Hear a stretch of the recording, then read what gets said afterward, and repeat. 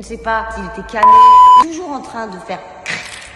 En tant que personne en situation de cécité, j'ai souvent entendu dire « Ah là là, t'as de la chance de pas voir.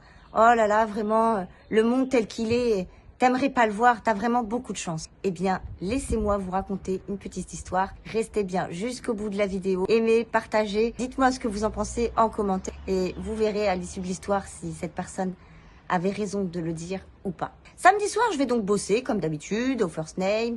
Je termine le service, 23h30. Je rejoins une collègue à l'arrière du resto. Et là, on croise un gars qui arrive vers nous, qui tend quelque chose, visiblement. Alors moi, je l'ai pas vu parce que déjà, il faisait très très sombre. Et puis, il ouvre la main comme ça et il dit « Excusez-moi, c'est quoi ça en français ?» Et donc, ma collègue le regarde, me regarde et lui dit « Mais c'est un bout de verre, ça, monsieur. Faut faire attention, c'est dangereux. » Et ben, il s'en va.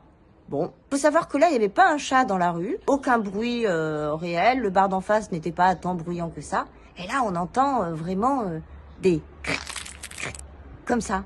Et là, ma collègue, elle me regarde, elle me dit « Non mais attends, j'espère qu'il est pas en train de manger son bout de verre là. C'est dégueulasse, on dirait qu'il le croque. » Je dis « Mais quand même, il ferait pas ça, tout ça. » Et elle lui dit de loin « Monsieur, attention, c'est dangereux, faut pas manger ça. » Et donc le gars, il revient vers nous, toujours en train de faire cric, cric. Sauf que là, il y avait des et des cric et il s'approche vers nous, il ouvre grand la bouche comme ça pour nous montrer qu'il était en train de bouffer son bout de verre. Oh, moi j'étais choquée. Ma collègue aussi, elle lui a dit « Mais c'est dangereux, monsieur, vous pouvez vous faire très mal. » Après, il nous tenait des discours complètement farfelus. Alors, je ne sais pas s'il était camé.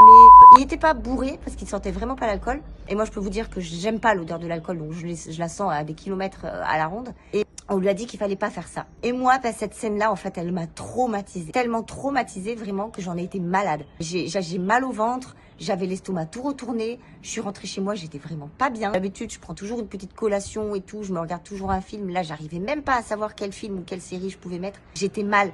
J'ai réveillé mon compagnon tellement pour lui raconter l'histoire. Il était tellement sonné qu'il a même pas écouté un mot de ce que je disais. J'ai essayé de me mettre des Joséphine, des trucs comme ça, détendre mon esprit, mais rien à faire. Donc, tout ça pour vous dire que si vous avez bien suivi cette histoire jusqu'au bout, eh bien, au final, j'aurais préféré ne pas entendre ce soir-là. Voilà. Toi, ne pas voir, entendre, voir, ne pas entendre, finalement, ça se rejoint peut-être un peu. Dites-moi ce que vous en pensez en commentaire. Dites-moi comment vous réagiriez, vous, et ce que vous en dites. Voilà, comme ça, on peut échanger sur le sujet. Allez, merci à vous de m'avoir écouté et bonne journée. Ciao, ciao.